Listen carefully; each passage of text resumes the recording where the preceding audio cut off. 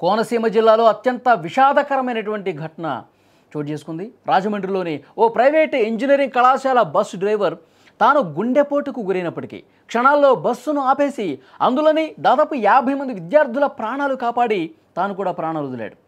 ఆలమూరు మండలం మడికి గ్రామానికి చెందిన దెందుకూరి నారాయణరాజు రాజమండ్రిలోని గైట్ ఇంజనీరింగ్ కళాశాల బస్సు డ్రైవర్గా పనిచేస్తూ ఉన్నాడు. ఎప్పట్లాగే సోమవారం ఉదయం విద్యార్థుల్ని కళాశాలకు తీసుకొస్తా ఉన్నాడు. ఈ క్రమంలో మడికి సమీపంలోని 216A జాతీయ రహదారిపై బస్సు వెళ్తుండగా ఆయన అస్వస్థతకు గురైనటువంటి పరిస్థితి. నారాయణరాజుకు తీవ్రమైనటువంటి గుండెపోటు వచ్చిందని గ్రహించిన తన నియంత్రణ కోల్పోకుండా బస్సును క్షణాల్లో మధ్యలోనే సురక్షితంగా ఆపేశాడు. బస్సు పూర్తిగా నిలిచినట్టు నిర్ధారించుకున్న తర్వాత అతను ఒక్కసారిగా కిందకు దిగేసి జాతీయ రహదారి డివైడర్ వద్ద కుప్పకూలిపోయినటువంటి పరిస్థితి ఉంది.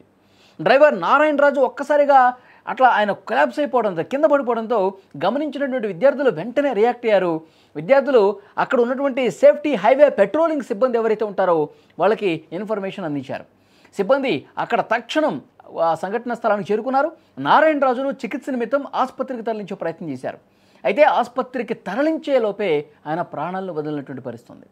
తమ కళ్ళ ఎదుటే ఆయన కుప్పకూలిపోయి మరణించడం చూస్తున్నటువంటి విద్యార్థులు తీవ్ర విషాదంలో కూరుకుపోయిన పరిస్థితి. తమ ప్రాణాలు కాపాడిన ఆయన్ని కోల్పోవటం నిజంగా జీర్ణించుకోలేకపోతున్నారు విద్యార్థులు. మీరు స్క్రీన్ మీద కూడా చూడొచ్చు విజువల్స్లో. ఆయన కుప్పకూలిపోయాడు ఒక్కసారిగా. ఆయన బస్సు సేఫ్గా రోడ్డు మీద ఆపేసి తను గుండెపోటుకు గురవుతున్నటువంటి ఆ విషయాన్ని అతనికి అర్థమైపోయింది. ఎందుకంటే ఆ సమయంలో కనుక అతను పట్టు కోల్పోతే వెహికల్ మీద ఆ వెహికల్ మొత్తం ఆ రోడ్డుకి దూసుకుంటూ వెళ్ళిపోయేది.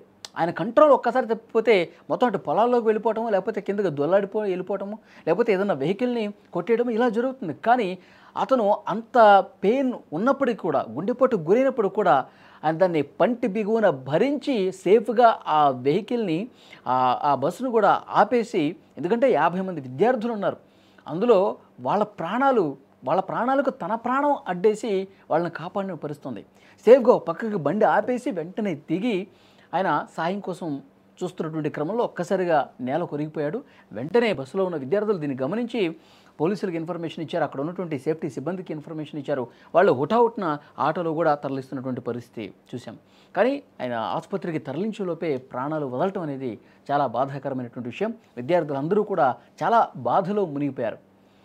ఎందుకంటే తమను సేఫ్గా తీసుకెళ్ళేటువంటి డ్రైవర్, ఎప్పటి నుంచో తమకు చాలా బాగా మాట్లాడేటువంటి ఆ డ్రైవర్, చాలా గొప్పగా పనిచేసేటువంటి ఆ డ్రైవర్ తమ ప్రాణాలు కాపాడటం కోసం ఆయన ఈ రోడ్డు మీద కూడా చాలా ఆయన ఇబ్బంది గురవుతున్నప్పుడు కూడా తమ ప్రాణాలు కాపాడటం కోసం ఆయన చూపించినటువంటి చొరవను గుర్తు చేసుకుంటూ కన్నీళ్లు పెట్టుకుంటున్న పరిస్థితి ఉంది. ఆయన వెంటనే ఆసుపత్రికి తరలిస్తున్నటువంటి దృశ్యాలు కూడా మీరు స్క్రీన్ మీద చూస్తున్నారు. నారాయణరాజు మృతి పట్ల కళాశాల యాజమాన్యం, స్థానిక ఎమ్మెల్యేలు, ప్రజాప్రతినిధులు సంతాపం వ్యక్తం చేశారు. ఆయన త్యాగాన్ని గుర్తించే ప్రభుత్వం ఆయన కుటుంబాన్ని ఆదుకోవాలని కోరుతా ఉన్నారు. డ్రైవర్ నారాయణరాజు గుండెపోటుతో బాధపడుతూ కూడా తాను చనిపోతున్నానని చెప్పి తెలిసినా సరే బస్సును ఆపకపోతే జాతీయ రహదారి మీద పెద్ద ప్రమాదం జరిగి 50 మంది విద్యార్థులు కూడా గాయపడేవాళ్ళు. కానీ ఆయన కొంచెం ధైర్యం ప్రదర్శించి 50 మందిని కాపాడారని కూడా అక్కడున్న స్థానికులు చెప్తున్నటువంటి పరిస్థితి.